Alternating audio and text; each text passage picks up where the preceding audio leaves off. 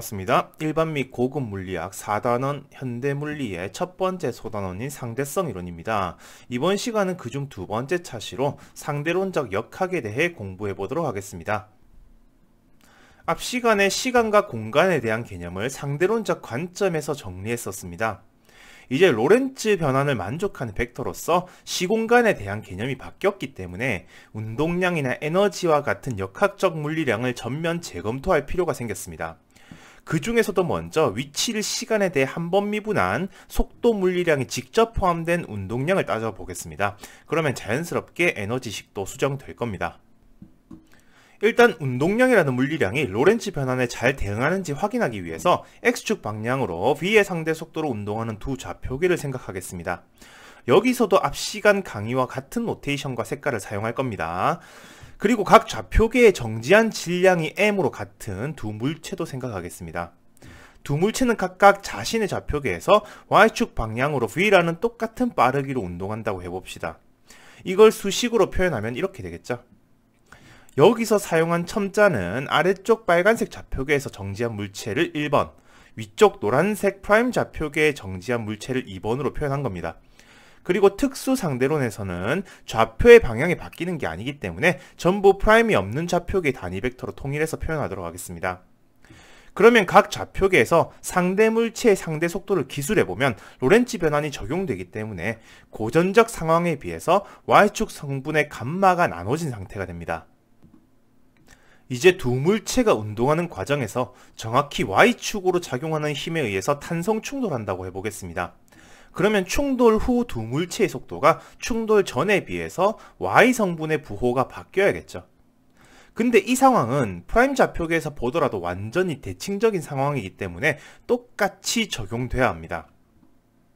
이제 충돌 전후의 충격량을 비교해 보겠습니다. 이 결과는 빨간색 좌표든 노란색 프라임 좌표계든 운동량이 보존되지 않는다는 걸 얘기해주고 있습니다. 고립된 이 체계의 운동량이 보존되지 않는다는 것은 운동의 법칙에 문제가 생겼다는 거겠죠. 근데 관성의 법칙을 문제 삼아 버리면 물리학 전체가 흔들리기 때문에 지금까지 논의도 의미가 없어집니다.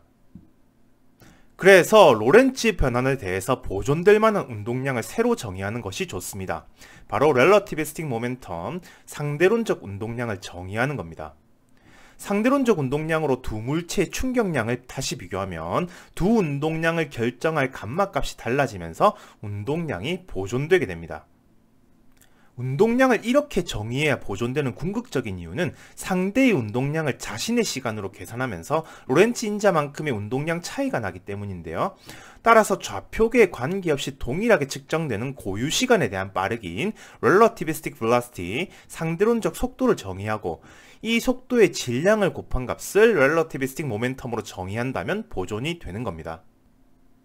그런데 어떤 체계는 이 감마를 질량과 결합시켜서 Relativistic Mass, 상대론적 질량이라는 개념을 만들기도 합니다. 그러면 지금까지 사용하고 있었던 질량은 Rest Mass, 정지 질량이라고 구분해야겠죠. 그런데 이 관점은 상대론적 속도를 정의하는 입장과 물리학적으로는 조금 다르지만 수학적으로는 차이가 없습니다. 만약에 물체가 광속에 가까워지면 감마가 발산하기 때문에 운동량이 무한해지는 건 사실이죠.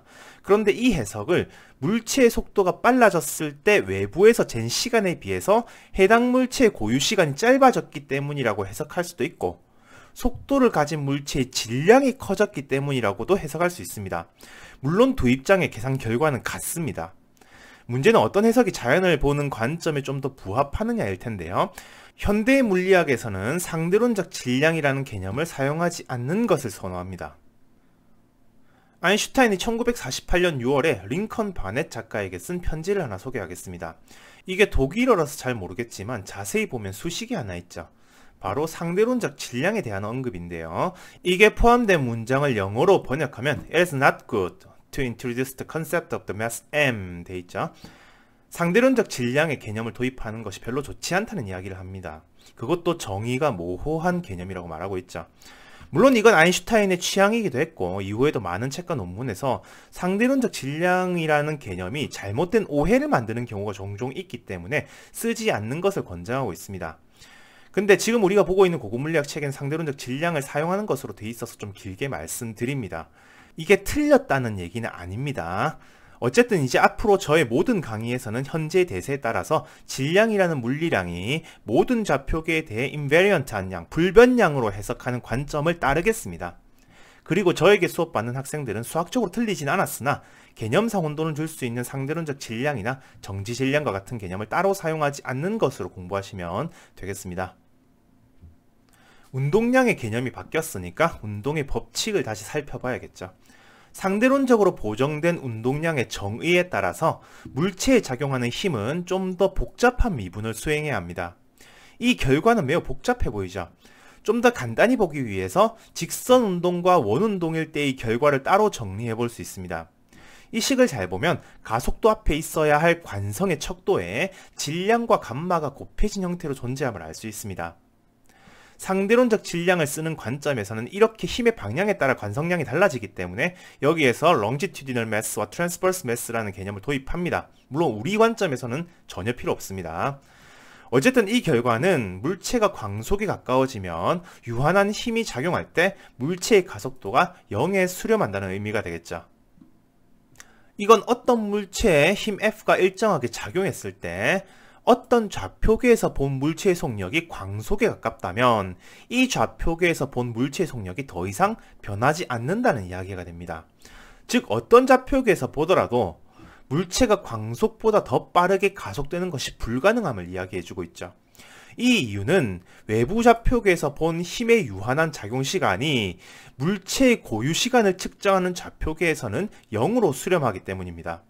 즉 물체가 정지했다고 보는 노란색 프라임 좌표계에서는 힘이 작용한 시간이 거의 없어서 가속되지 않는 거죠. 이것도 상대론적 질량으로 해석하는 관점에서는 속도에 따라 질량이 커졌기 때문이라고 해석합니다. 그렇게 생각하는 것이 틀린 건 아니지만 우리는 질량이 변하지 않는다는 관점으로 앞으로 계속 설명하도록 하겠습니다. 이제 수정된 운동량과 운동의 법칙에 따라서 에너지도 수정하겠습니다. 우리는 역학 시간에 어떤 물체의 운동 에너지는 물체가 받은 일만큼 증가한다고 정의했었습니다. 이건 운동의 법칙에 의해서 이렇게 정리할 수 있고요.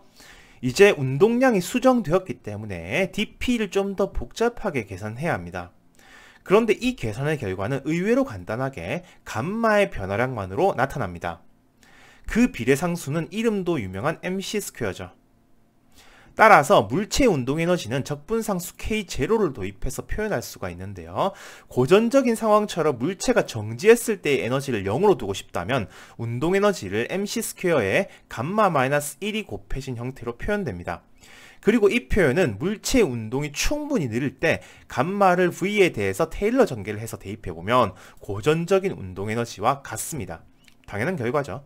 그래서 고전적인 운동 에너지에서 상대론적인 에너지를 보정하는 첫 번째 항은 테일러 전개 다음 항을 이용해서 구할 수도 있습니다. 그런데 물체의 운동 에너지를 고전적인 결과와 맞추기 위한 K0를 잡을 수도 있지만 사실 적분상수가 없는 형태의 에너지가 수학적으로도 깔끔하고 다루기도 수월합니다. 운동 에너지 K와 구별하려고 1을 썼습니다. 물체 에너지를 이렇게 잡으려면 정지할 때의 에너지를 0으로 잡지 않아야 하는데요. 이렇게 정지하고 있을 때의 에너지를 rest 에너지, 정지 에너지라 부릅니다. 즉 물체의 총 에너지는 운동 에너지와 정지 에너지의 합으로 볼 수 있는 거죠. 이 식은 물체가 정지했을지라도 에너지가 있다는 걸 의미하는데요. 바로 질량은 그 자체로 정지 에너지와 같다는 의미가 됩니다.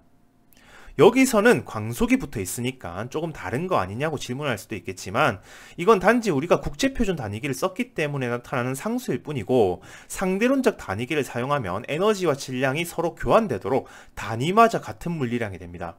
우리는 이걸 질량 에너지 등가 원리라 부르죠. 실제로 물질의 질량이 없어짐으로 인해서 에너지가 발생되는 현상은 핵반응에서 자주 보게 되고요. 실험적으로도 검증된 식이 되겠습니다. 물체의 총 에너지와 운동 에너지 그리고 정지 에너지의 관계로부터 에너지와 운동량 사이의 관계를 얻을 수 있습니다.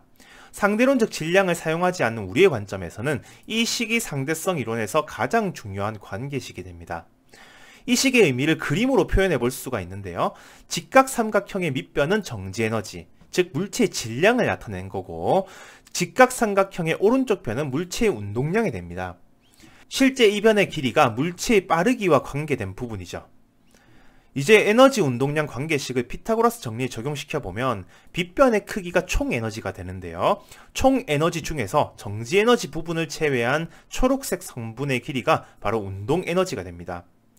만약 똑같은 질량의 물체인데 속력이 빨라진다면 운동량이 증가하기 때문에 총 에너지가 증가하고 운동 에너지도 같이 증가하게 되는 거죠. 마지막으로 특수 상대론에서 사용하는 4원 벡터, 4벡터를 두 가지만 정리하겠습니다. 우리가 정리했던 로렌츠 변화는 두 좌표계가 X축 방향으로 베타만큼의 상대 운동을 하고 있을 때 나타나는 변환으로 특수 상대론에서는 충분히 일반적으로 다룰 수 있습니다. 그런데 만약 속도의 모든 성분을 고려해야 하는 상황이 온다면 로렌츠 변화는 꽤나 복잡한 행렬이 됩니다. 궁금해하는 학생이 있어 첨부했습니다. 그렇지만 여기서는 그 정도 상황을 다룰 게 아니기 때문에 이렇게만 표현하고 있습니다. 여기서 로렌츠 변환의 대상인 시공간 4원 벡터가 4벡터의 기본이죠. 시공간 4벡터의 성분을 RU로 표현하겠습니다. 상대론에서 사용하는 텐서 표현은 레벨 4에서 자세히 다룰 거니까 지금은 3차원에서 사용하는 좌표의 아래 첨자 IJ 대신에 뮤뉴로 표현한 거라 받아들이면 됩니다.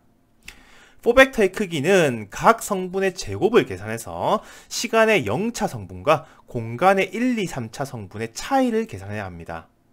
그래야 이 4벡터의 크기가 모든 좌표계에 대해 인베리언트한 양이 되기 때문이죠. 여기에 대한 구체적인 수학들은 레벨 4에서 자세히 하겠습니다. 어쨌든 이렇게 크기가 불변하는 양은 시공간 벡터뿐만은 아닌데요. 이 시공간 벡터의 각 성분의 모든 좌표계에서 동일하게 측정하는 고유 시간으로 미분한 양을 상대론적 속도 벡터, 4원 속도로 둘 수 있습니다. 그리고 4벡터의 크기를 구하는 방법을 여기에도 그대로 적용하면 광속 C가 됩니다. 즉 우리는 시공간상에서 모두 광속으로 이동하고 있다는 뜻입니다. 만약 공간적인 이동이 없다면 시간이 광속으로 흐르지만 공간적인 이동이 생기면 그만큼 시간이 다르게 흘러야 되는 거죠. 또 여기에 모든 좌표계에서 동일하게 측정하는 질량을 곱해준 양을 4원 운동량으로 정의할 수 있습니다. 운동량의 0차 성분, 즉 시간 성분은 총 에너지로 표현됨을 알 수 있습니다. 그리고 벡터의 크기는 속도의 질량을 곱했기 때문에 당연히 mc가 되어야 하고 이 결과는 앞에서 유도했던 에너지와 운동량의 관계를 다시 한번 보여주고 있습니다. 불변량의 크기를 가지고 있는 4벡터는 시공간 벡터나 에너지 운동량 벡터 말고도 많이 존재하는데요. 조금 이따가 도플러 효과를 계산하기 위해서 하나만 더 소개하면 에너지 운동량 벡터의 디렉 상수를 나눠서 파동에서 사용하는 물리량에 대한 4벡터도 만들 수 있습니다. 이건 4원 파동 벡터로 볼 수 있고 그 크기는 h바분의 mc가 되어야 되겠죠. 지금 소개한 상대론적 속도는 빨간색 좌표계와 노란색 좌표계에서 동일하게 측정하는 고유 시간으로 미분해서 모두 로렌츠 변환이 성립한다는 사실을 알 수 있습니다. 당연히 양변의 동일한 질량을 곱해서 4원 운동량 벡터 역시 로렌츠 변환이 성립한다는 것도 알 수 있죠. 참고로 일반적인 상황에서 쓰는 속력은 각 좌표계의 시간으로 미분해야 하기 때문에 로렌츠 변환이 성립하지 않습니다. 그래서 상대론적 속도가 4원 속도로서 좋은 벡터가 되는 거죠. 여기서 알 필요는 없지만 여기에 전함일도 로를 곱해서 4원 전류도 만들 수 있는데요. 여기서도 소스 로는 매스와 마찬가지로 모든 좌표계에 대해 동일한 양으로 보는 관점을 따르고 있습니다.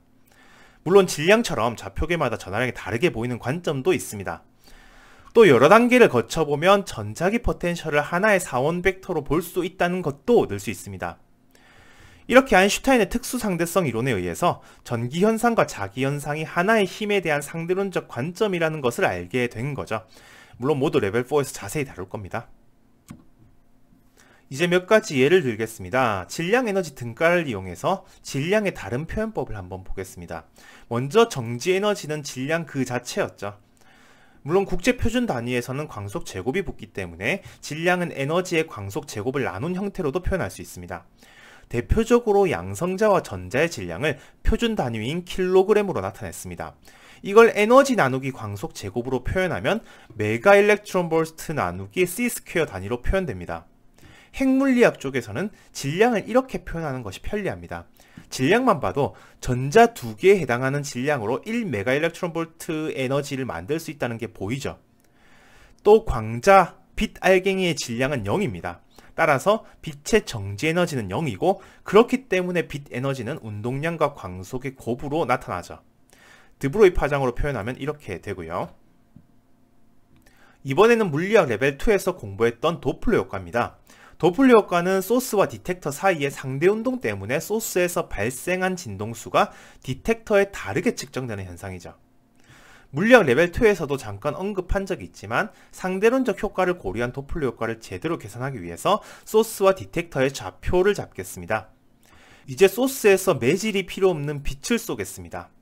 그리고 디텍터에서 재는 DT만큼의 시간이 지나면 디텍터의 입장에서는 CDT만큼의 파면이 이동해 있겠죠.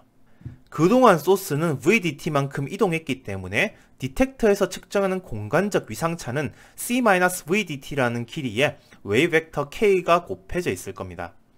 그런데 소스에 고정된 프라임 좌표계의 입장에서는 이 위상차를 만드는 데 걸린 시간을 정지 상태로 관측하기 때문에 DT 프라임이 고유 시간이 됩니다. 이 시간 동안 소스에서 느끼는 위상차는 이렇게 표현되겠죠. 이제 두 식을 연립해서 K와 K' 사이의 관계를 얻을 수 있고 K는 빛의 진동수와 직접 비례하기 때문에 상대론적 도플러 효과의 결과를 얻을 수 있습니다. 사실 이 과정도 사원 파동의 로렌츠 변환으로 보면 매우 당연한 결과임을 알 수 있습니다. 프라임 좌표계에서 측정하는 오메가는 이 식의 역변환을 이용해서 이런 식으로 표현할 수가 있는데요. 이 식에다가 K와 오메가 사이의 관계가 광속으로 결합되어 있다는 사실을 이용해서 상대론적 도플러 효과식을 바로 유도해낼 수도 있습니다. 이번에는 탄성 충돌입니다. 이건 여기서 다루려고 했던 건 아닌데 상대론적 물리량을 유도할 때 항상 충돌 상황을 가정하기 때문에 탄성 충돌에 대한 상대론적 분석에 대한 질문이 많아서 예시로 포함시키기로 했습니다. 역학 시간에 공부했듯이 먼저 질량이 각각 M1, M2인 두 물체를 생각하고 질량이 M1인 물체가 질량이 M2인 물체를 향해서 베타1의 속도로 접근하고 있다고 두겠습니다. 자, 이렇게 이번 입자가 정지한다고 생각하는 좌표계도 있지만 충돌하는 이 체계를 다루는 좋은 방법이 질량 중심의 관점에서 두 물체가 각각 베타1'과 베타2'으로 충돌하는 좌표계를 생각하는 거였죠. 색깔을 다른 걸 쓰려고 했는데 더 헷갈리는 것 같아서 1번 물체는 두 좌표계에 대해서 모두 노란색으로 표현했습니다. 질량 중심이 정지한다고 보는 프라임 좌표계에서 총 운동량은 제로고요. 각 운동량의 크기는 로렌츠 인자 감마를 사용해서 표현할 수가 있습니다. 그러면 총 운동량이 0이 되기 위해서 이런 관계가 성립해야겠죠. 그리고 두 좌표계 사이의 변환 관계는 2번 물체가 보는 질량 중심의 운동, 오른쪽으로 베타2' 속력으로 결정되는 로렌츠 변환입니다. 변환 벡터는 속도 사이의 관계를 얻기 위해서 relative velocity를 사용했습니다. 이제 이 세 개의 식을 연립하면 되는데요. 베타와 감마는 어차피 독립적인 변수가 아니기 때문에 둘 중 하나로 식을 정리하는 게 좋습니다. 그래서 베타를 전부 소거하고 감마만의 관계식으로 정리하겠습니다. 그리고 이걸 모두 연립하면 감마1'과 감마2'을 감마1에 관한 식으로 정리할 수가 있습니다.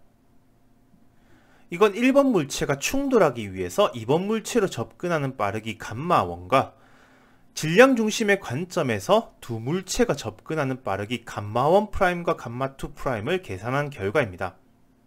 만약에 충돌하는 두 물체의 질량이 같으면 두 물체의 감마''은 훨씬 간단한 형태로 똑같은 값을 가지게 되겠죠. 그리고 이 결과를 베타로 바꾸면 정확히 좌표계의 2배 빠르기인 상대 속도임을 알 수 있습니다. 뭐 당연한 결과겠죠.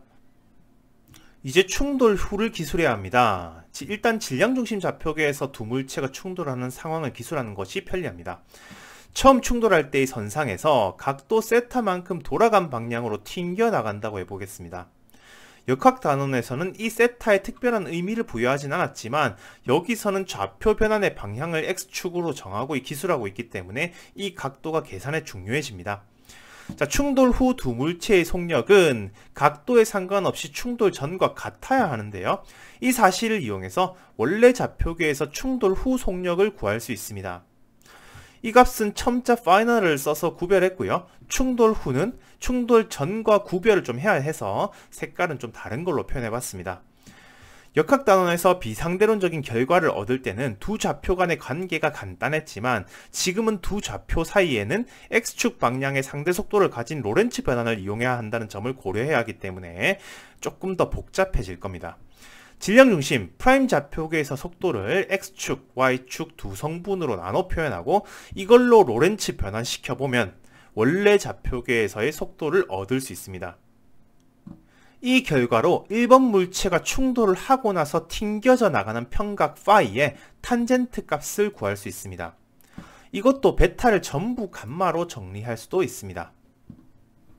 이번에는 2번 물체를 계산해 보겠습니다. 그러려면 2번 물체의 속도 벡터에도 똑같이 로렌츠 변환을 써야겠죠.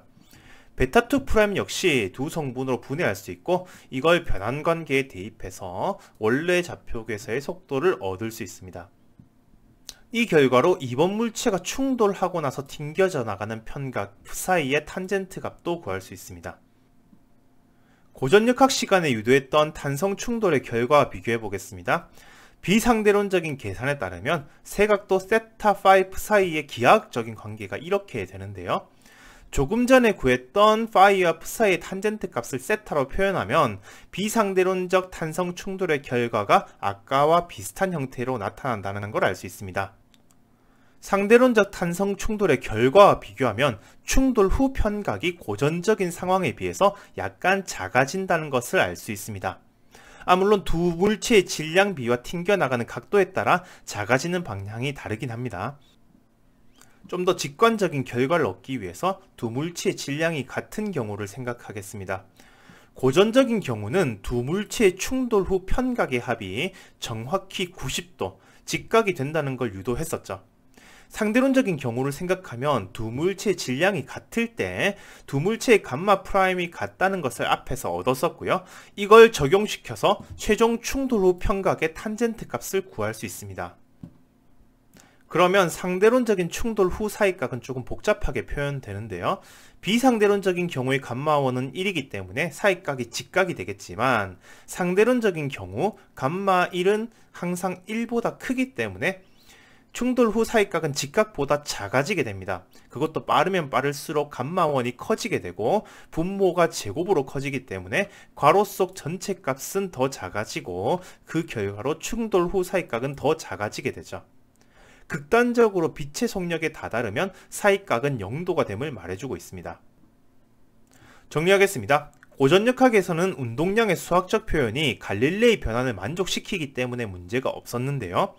로렌츠 변환을 만족시키기 위해서는 운동량의 정의를 감마 mv로 바꿔야 운동법칙이 성립한다는 걸 확인했습니다. 운동량의 정의가 바뀌면서 자연스럽게 운동에너지의 표현이 바뀌었고 여기에 정지에너지라는 개념이 추가되어서 질량을 가진 물체의 총에너지를 정의할 수가 있었습니다. 그리고 로렌츠 변환이 가능한 4벡터로 4원 시공간 벡터와 에너지 운동량 벡터를 다뤘죠. 이때 정의되는 시공간 요소는 고유 시간으로 미분해서 4원 속도 벡터를 정의했고요. 여기에 질량을 곱해서 4원 운동량 벡터를 만들었습니다.